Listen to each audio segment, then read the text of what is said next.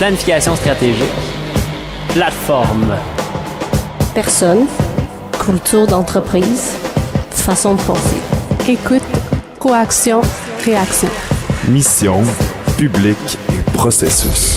Bonjour et bienvenue à ce premier balado sur les stratégies marketing numérique d'engagement. Mon nom est Alain Vallière, agent de développement numérique pour l'Association des radios communautaires du Québec. On a avec nous aujourd'hui pour cette première Caroline Trudel, formatrice et consultante en création numérique pour CET Création, son entreprise personnelle, et entre autres, créatrice de CET Espace de Coworking situé à Val-d'Or. Bonjour Caroline. Bonjour. Je pense que tu fais beaucoup plus que ce dont je viens d'énumérer. Pourrais-tu nous parler un peu de toi et de ton entreprise CET Création? Donc moi, je suis de la première cohorte de diplômés qu'il y a eu à la maîtrise en création numérique à l'UQAT. C'est un retour aux études là, que j'ai fait en 2016 pour faire partie de cette cohorte-là. Fait que c'est à ce moment-là que j'ai eu un petit penchant un petit peu plus vers la collaboration, puis qu'est né le projet d'espace de coworking. Mais dans la vie de tous les jours, ce que je fais le plus, c'est du web puis du graphisme. J'ai en main une série de questions produites par les ADN du chantier stratégie numérique marketing d'engagement et j'ai nommé Chance Dinchitu, ADN au Conseil des métiers d'art du Québec, Marika Roy, ADN pour Archéo Québec et Stéphanie Brousseau, ADN pour l'administration régionale Bay James. Donc, commençons par la première question, si tu veux bien. Comment définis-tu l'image de marque à l'ère du numérique? On parle ici de réputation, d'identité de marque, image visuelle, logo, etc. Ce qui a changé dans mon discours au cours des années, c'est surtout que maintenant, on veut que l'entreprise ou l'organisme soit repérable et qu'on la reconnaisse facilement sur toutes ces plateformes. La charte graphique est rendue pour moi vraiment un incontournable. Ça prend les polices d'écriture, les couleurs, les genres de filtres qu'on va utiliser sur les images pour que facilement on soit capable de repérer l'entreprise puis de dire « Ah, ben juste par la couleur de ses visuels sur les réseaux sociaux, je la reconnais. Juste par le filtre sur ses photos, je sais c'est quelle organisation, c'est quelle entreprise. » Ça, c'est une chose que je mentionne très fréquemment parce que, bon, de nos jours, c'est rendu facile de créer soi-même son site web, de créer soi-même ses visuels pour les réseaux sociaux, mais la plupart du temps, les gens ne sont pas graphistes, donc sont portés à aller vers des visuels qu'ils trouvent beaux tout simplement, puis changer le texte. Je remise vraiment souvent sur le fait d'aller avec son image de marque, d'aller avec sa charte graphique, ses couleurs, ses valeurs, ses filtres. Une autre chose qui a comme évolué au fil du temps, je dirais peut-être depuis 2015, là, c'est justement au niveau du logo. C'est que maintenant, on ne va plus avoir juste un logo statique, mais on va avoir un logo qui est plus responsive. C'est quelque chose que je n'avais pas l'habitude de faire par le passé, mais maintenant, quand je fais une proposition d'un nouveau logo pour une entreprise, je vais mettre un type de logo pour les réseaux sociaux. Fait que vraiment, on va faire une déclinaison qui est adaptée à un plus petit appareil ou à un plus petit écran. Oui, c'est sûr qu'on veut que le site web soit responsive, mais maintenant, on voit même des logos qui sont responsive. Dans le sens où, par exemple, le logo de Nike, c'est toujours l'exemple que je donne parce que c'est tellement plus facile, c'est le crochet avec Nike écrit à côté. Par contre, si j'utilise, par exemple, juste sur les réseaux sociaux ou j'utilise comme petite icône sur Facebook comme image de profil, ben, je peux me contenter de juste utiliser le crochet. Ah. Ce qu'on faisait pas nécessairement par le passé, on utilisait le logo au complet, puis ben, c'est ce qu'on mettait partout quand on faisait du lettrage ou quand on le mettait sur les réseaux sociaux. Aujourd'hui, on va se permettre de dire, bon, ben, si je veux un enseigne extérieur, je vais utiliser mon logo avec mon icône puis un slogan. Fait que ça va être ma version dans son plus large. J'aurai ma version standard, puis j'aurai comme une version vraiment plus petite que je peux utiliser juste, par exemple, sur les réseaux sociaux ou encore là en mobile, là, comme on mentionnait. Si on compare avec le fameux crochet de Nike pour mettre en place une partie du logo là, qui soit reconnaissable, ça peut mettre beaucoup de temps, non? Mais c'est là que ça va devenir important de dire, bon, ben pour la prochaine année, nos visuels, on ajoute un filtre noir, puis on met le crochet Nike en transparence blanc sur les images. Puis on l'utilise tout le temps de la même façon quand on veut présenter un nouveau produit, par exemple. Quand on veut présenter un employé, ben là, on utilise le crochet Nike en arrière-plan de la personne. On essaie de garder une récurrence, finalement. OK. Est-ce que ça fait le tour de cette question-là, l'image de marque à l'ère du numérique, ou il y a quelque chose Il y a qu'il la faut rajouter? e-réputation que j'ai pas Oui. vraiment parlé. C'est sûr que là, dernièrement, dans les derniers mois, on a vu vraiment une hausse des commentaires, des avis sur les réseaux sociaux, sur le web en général. Où ça passe par l'image de marque, par le logo, mais il n'y a pas juste ça. Fait que la e-réputation, souvent, les exemples les plus faciles, c'est dans le domaine du tourisme, comme les hôtels et les restaurants qui ont toutes les plateformes de réservation en ligne où on peut laisser des commentaires. Mais là, on peut savoir qu'une entreprise de restauration ou un hôtelier a vraiment une réputation en ligne. Il y a des centaines, des milliers de commentaires par rapport à cette entreprise-là. Même chose sur les réseaux sociaux. Donc, il y a comme une réputation qui s'est forgée de façon numérique. Puis encore aujourd'hui, il y a des entreprises qui ne savent même pas que, bon, sur Google, ils ont déjà des avis dans leur fiche Google My Business. Ils ont déjà des commentaires, des gens qui ont laissé des commentaires à propos de leur entreprise. Ça fait que c'est très important de minimalement être là et d'être conscient que ces commentaires-là sont là, d'y répondre dans le meilleur des mondes. Okay. Si je comprends bien, une entreprise a intérêt à y dédier une ressource humaine là, pour modérer tous ces commentaires-là. Oui, puis ça, c'est un gros problème. C'est qu'il y a beaucoup d'organisations qui n'ont pas de ressources qui sont associées à ce poste-là, au marketing, communication web. C'est encore considéré comme faisant partie de notre entreprise. On est obligé de le faire, mais il n'y a pas nécessairement de ressource qui est attribuée à ça. Là. Je pense que c'est un bon argument de vente là, que tu viens de nous dire là, parce que si tu ne te soucies pas de ta réputation, puis que, par exemple, tu es dans un restaurant... Puis dans le tourisme, c'est pire que dans tous les autres secteurs d'activité parce que les gens, ils n'ont pas de... Ils ne peuvent pas se fier à ta réputation par du bouche à oreille. Ils n'ont pas le choix. Ils vont regarder sur le web puis ils vont se fier aux commentaires qu'ils vont voir sur les différents réseaux. Là. Dis-moi, avant la crise, la priorité n'était pas nécessairement sur l'entretien de sa présence en ligne. En quoi tu penses la situation de crise a-t-elle eu une incidence favorable sur la priorisation des efforts à déployer pour développer sa réputation numérique? On parle de soit la construire, la maintenir ou l'améliorer. En fait, c'est que souvent, les gens, le web, et de un, parce qu'ils n'ont pas de ressources qui sont attribuées à ça, et de deux, parce que c'est pas leur priorité, ils mettent ça de côté. Je vais donner un exemple. On est dans un musée. La priorité, c'est si tu es à la réception, s'il y a quelqu'un devant toi. Si dans un magasin de chaussures, la priorité, c'est si tu as un client qui est en train d'essayer des chaussures devant toi, puis il faut que tu t'occupes de ton client. Fait que le web, c'est que tes clients, ils sont virtuels, tu les vois pas, tu n'as pas conscience de leur présence. Fait que les gens, évidemment, sont portés à prioriser ce qu'ils ont à faire dans le commun de tous les jours, puis de s'occuper des gens qui sont physiquement là.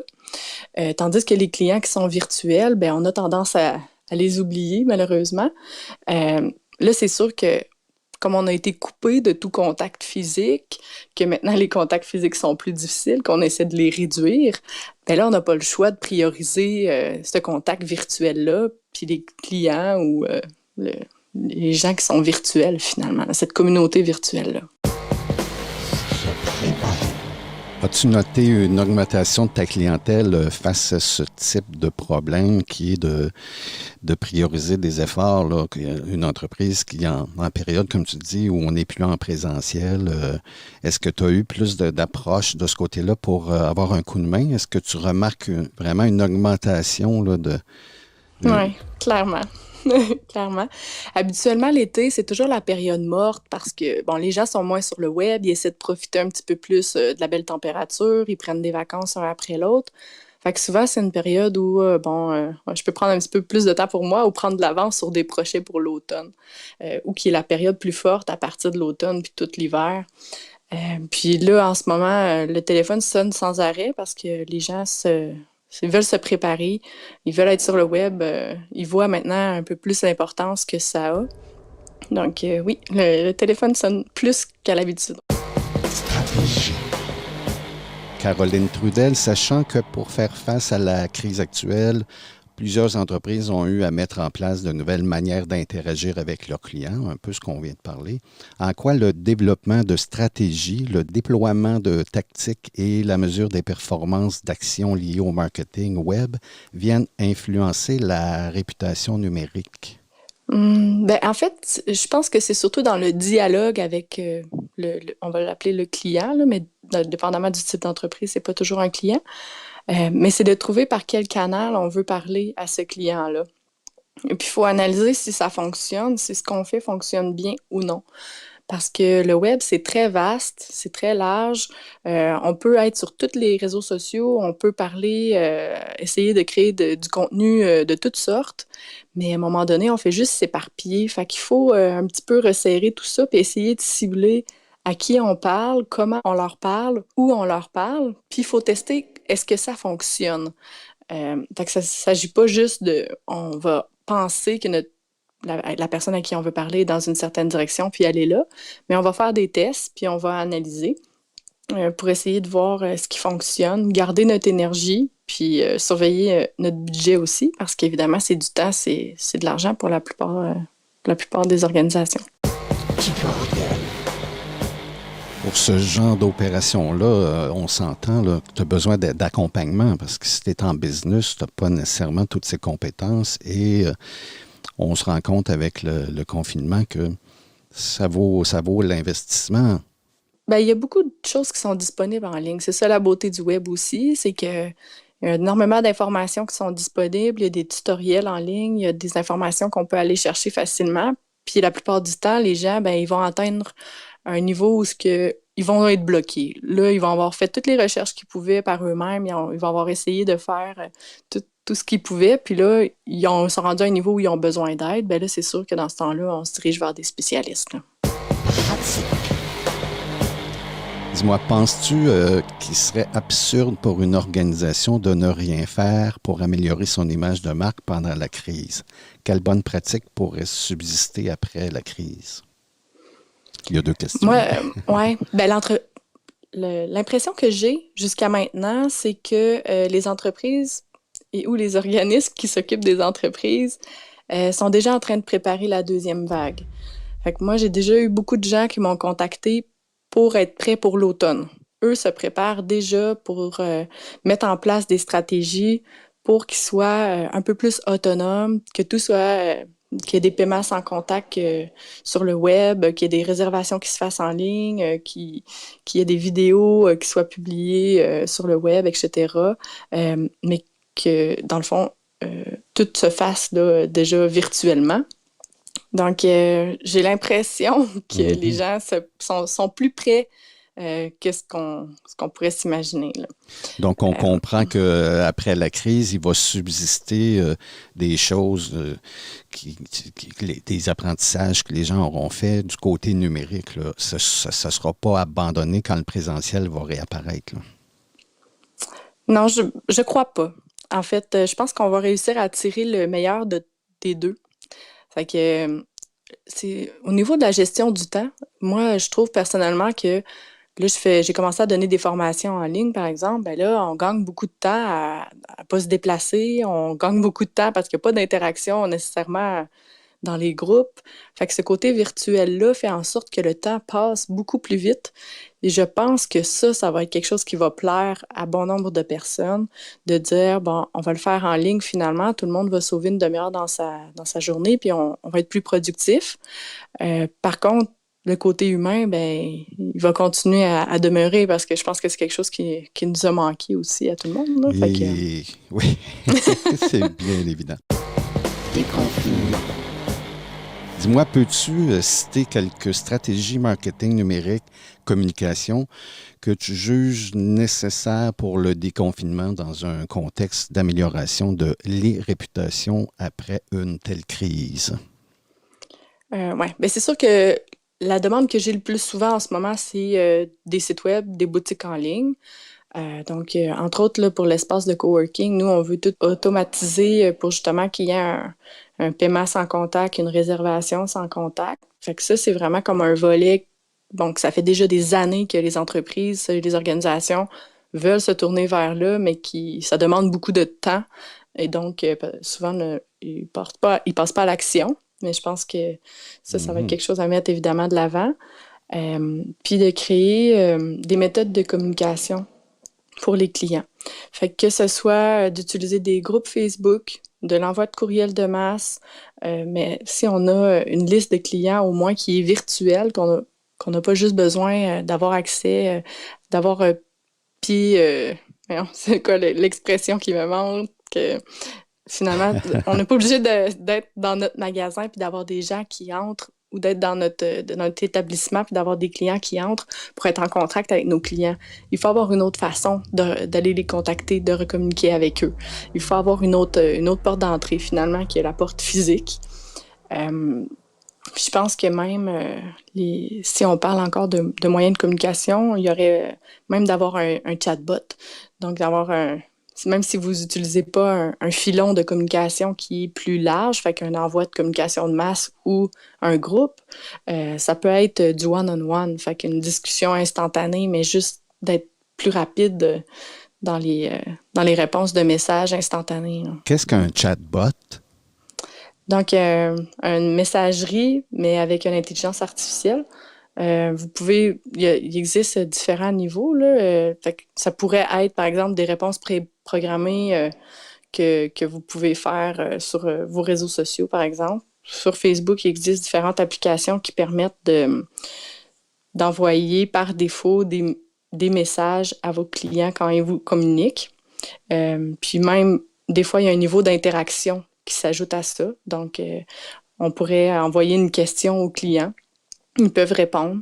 Ensuite, avec la réponse, il y a une autre question ou une autre réponse qui leur est envoyée. Fait que ça, c'est quelque chose qui permet de sauver beaucoup de temps. Dis-moi, Caroline, plusieurs organisations du secteur culturel ont testé avec succès ou pas leur façon de communiquer. Quels seront les éléments clés à analyser pour entamer la rétroaction de ces nouvelles façons de faire, ressources, technologies, politiques de gestion de crise, de la présence numérique, etc.? Ça revient un petit peu à ce que je disais tout à l'heure, puis dans mes formations, je commence toujours par ça. Il faut qu'on détermine à qui on parle, pourquoi on leur parle, puis est-ce qu'on les rejoint? Est-ce qu'ils posent l'action qu'on veut qu'ils posent? Habituellement, ce que j'aime faire, c'est regrouper des gens puis faire un atelier pour essayer de réfléchir à ça, tout le monde ensemble. Mais là, disons qu'en ce moment, ça sera pas quelque chose de très populaire de faire des ateliers. Sauf que c'est quand même un exercice que vous pouvez faire, qu'une organisation peut faire, juste en remettre au clair pourquoi on est sur le web, à qui on veut s'adresser, puis pourquoi, comment, quels outils, qu'est-ce qu'on va faire, de quelle manière on va le faire. Fait que c'est vraiment, pour moi, c'est de toujours retourner à la base parce qu'on est tellement rendu habitué, en tout cas pour la plupart, de créer du contenu, puis on crée du contenu, puis on va des idées, on va faire des photos, on va faire des vidéos, pourquoi qu'on publierait pas ça, puis ça. Puis à un moment donné, on est tellement rendu dans la création de contenu de masse qu'on oublie pourquoi on fait ça. Fait que je pense que pour moi, c'est vraiment de retourner à la base puis d'essayer de mieux gérer son temps ou de mieux sélectionner quel contenu qu'on crée puis pourquoi on le fait. Les ateliers dont tu parles en présentiel, mais ils pourraient se faire également en virtuel. Oui, ça pourrait se faire en virtuel. C'est sûr que j'ai essayé jusqu'à maintenant une fois de faire un atelier de brainstorming en ligne, puis c'est vraiment pas la même chose. Dans le fond, toutes les techniques qu'on a habituellement avec des post-it, avec des feutres à écrire sur les murs, à pouvoir effacer, c'est un petit peu plus difficile, mais ça se fait. Ouais. Les post-it en virtuel, ils vont inventer des post-it virtuels. Ça va s'en venir. Il y a des genres de tableaux blancs, là, comme sur Zoom. Quand on peut partager notre écran, on peut aussi partager un tableau blanc. Fait que ça nous permet de pouvoir dessiner, de pouvoir écrire. Il y a des outils comme ça qui existent. Il y a la mind map, on peut faire des mind maps virtuelles, fait que on peut pitcher un petit peu nos idées sur une map comme ça de façon électronique, là, mais je pense que le cerveau fonctionne mieux par écrit. Ça nous permet de nous rappeler, ça stimule notre mémoire. Devrions-nous réajuster notre identité numérique après la COVID? Ça, c'est une dure question. Moi, ce que j'aurais tendance à dire, c'est oui, mais pas nécessairement à cause de la COVID. En fait, c'est que notre identité numérique, on doit l'ajuster sans arrêt. Il faut toujours se réinventer, il faut toujours réanalyser, il faut toujours tester ce qu'on fait, voir ce qui fonctionne puis ce qui fonctionne pas. Fait que là, c'est sûr que c'est une situation qui est extrêmement particulière.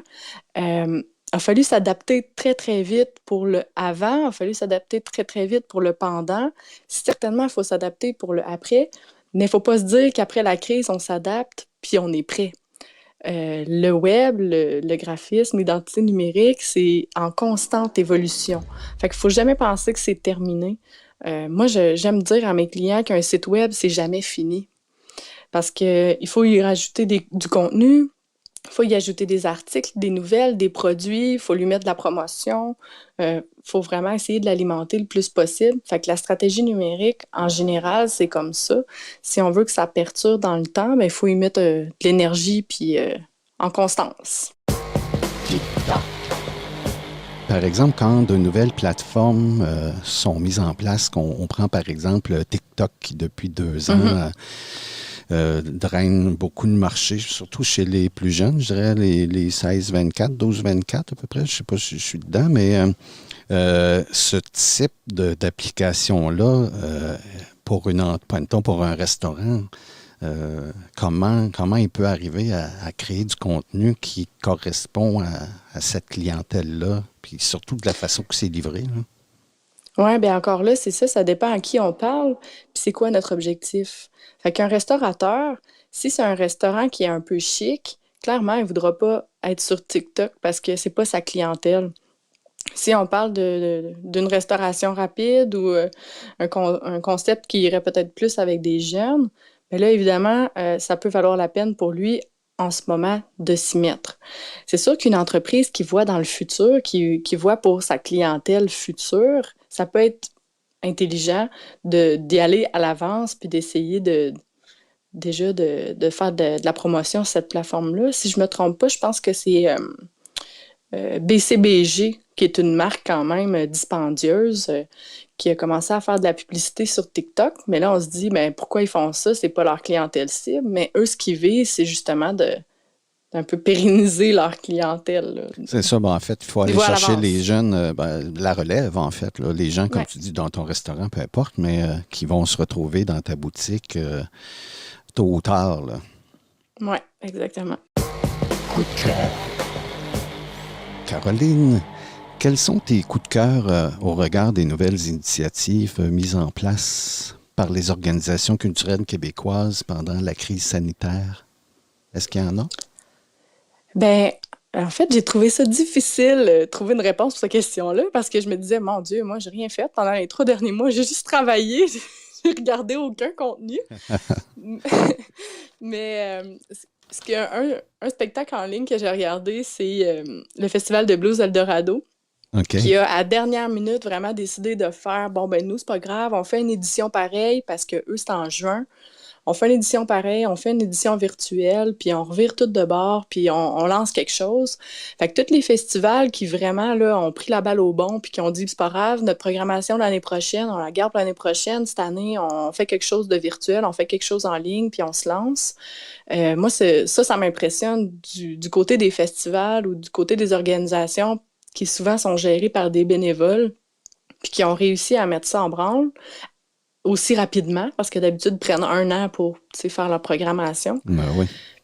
Puis aussi les artistes, parce que bon, on sait que habituellement, les artistes sont pas nécessairement super à l'aise de vouloir donner leur contenu en ligne, de se représenter sans spectateurs, d'être seul devant leur écran, sans interaction. Fait que autant pour l'organisation qui a réussi à faire ça assez rapidement que pour les artistes qui ont voulu embarquer là-dedans. Je trouve que c'est... Je leur lève mon chapeau, finalement.